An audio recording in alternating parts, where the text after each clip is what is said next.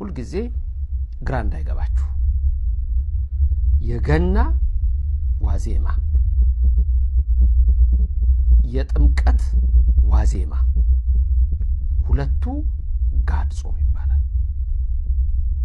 አንዳንድ ሰዎች ጥምቀት እሺ ገና ግን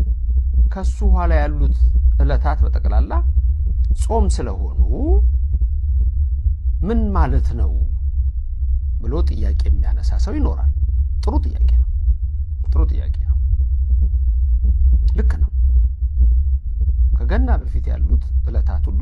አጽዋማት ያለበት ጾም ያለበት ቀን ነው ስለዚህ ምንድነው ጋድ መጾም ያለብን ብሎ ሰዎች ሊያነሱ ይችላሉ ጥሩ ጥያቄ ነው እንዳልኳችሁ ግን ምንድነው ያ ከሌሎቹ ጾሞች በተለየ ሰዓቱ ራሱ ረጅም ነው እንጂ አው ሌላ ቀን ተጾሞ ምሳላይ ይበላል በሌሎቹ አጽዋማት አይደለም ከገና በፊት ባሉት ጾማችሁ ቁርስ ከተዋችሁ ምሳ ትበላላችሁ ራት ትበላላችሁ ወይ ማንኛውም ሰው ምሳ ብቻ ሊበላ ይችላል አንዳንድ ሰው ራት ብቻ ሊበላ ይችላል ግን ቁርሱን ተወው ምሳ ሰዓት ላይ ምሳ ይበላል ሰዓቱ ሲደርስ እንዳቅሙ የዚህ ቀን ግን አክፍሎት ነው ቅዳሴው ሌሊት ነው የሚቀደሰው ሌሊት ስለሚቀደስ ጋድም ስለሆነ ያ ጾም ረጅም ሰዓትን የሚወስድ ነው ስለዚህ የጋድ ጾም ተብሎ የልዋይ ጾም ተብሎ ይታወቃል ሁለተኛው ደግሞ ጋድ ባይኖር ኖሮ ዝም ብሎ ጾም ቢሆን ኖሮ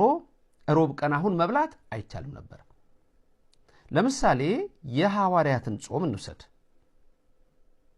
የሐዋርያት ጾም ወይም የሰኔ ጾም ተብሎ በለማድ የሚነገረው ወይም የቄሶች ጾም የሚባለው ማለት ነው አሁን እሱ የሚፈታው ሁሉ ጊዜ ፋሲካው መቼ ነው እሱ ጾም ሐምሌ 5 ቀን ነው ሐምሌ 5 ቀን የነቢያት ጾም የሐዋርያት ጾም የነቢያት የገናው ነው የሐዋርያት ጾም ተጾሞ ወይም የቄሶች ጾም ተጾሞ የሰኔ ጾም ተጾሞ ሐምሌ 5 ሮብ ቀን ቢሆን ለካው እንዳሁኑ ገና ሮብ ቀን ቢሆን ይበላል አይበላም ፍልሰታ የቤታችን ፍልሰታ ነሐሴ 16 ቀን ሮብ ቢሆን ወይም አርብ ቢሆን ስጋ ይበላል ይዛን ቀን አይበላም ለምን ጋድ የላቸው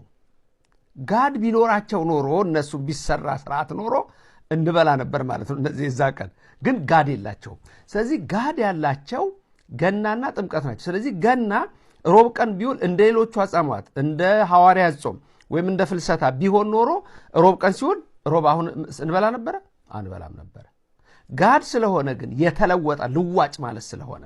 በዛ ፋንታ ይሄኛውም ቀን ስለሚጾም እንደገና ደግሞ በተለያየ ምክንያት ያልጾሙ ሰዎች ያችንም ቀን ይጾማታል ቢያንስ ጋድን የሚጾሙ ሰዎች አሉ ታመውም ቢሆን ወይም ደግሞ በተለያየ መንገድ ሄደው ያችን የሚያስቡ ሰዎች ደግሞ ይኖራሉ ስለዚህ ያቺ የጋድ ጾም ነች የጋድ ጾም ስለሆነች ሮብ ቀን በገና ዕለት ምን ይሆናል ማለት ነው ወይም በአርብ ቀን ቢሆን ይበላል ማለት ነው ለምን ጋድ ስላለ ነው ስለዚህ አንዳንድ ሰዎች ጋድ የለውም ገና ብላችሁ ካላችሁ ሮብ ቢሆን አይበላም ማለት ነው ጋድ ባይኖር አያችሁ ቁልፍ ነገር ነው ይሄ በጣም ቁልፍ ነገር ነው ፍልሰታ ላይ ሮብ ቢሆን አርብ ቢሆን አንበላም የሐዋርያት ጾም ቢፈታ ሐምሌ 5 ሮብ ቢሆን አርብ ቢሆን አንበላም ወይ ሐሙስ ነው ወይ ቅዳሜ ነው የምንመገበው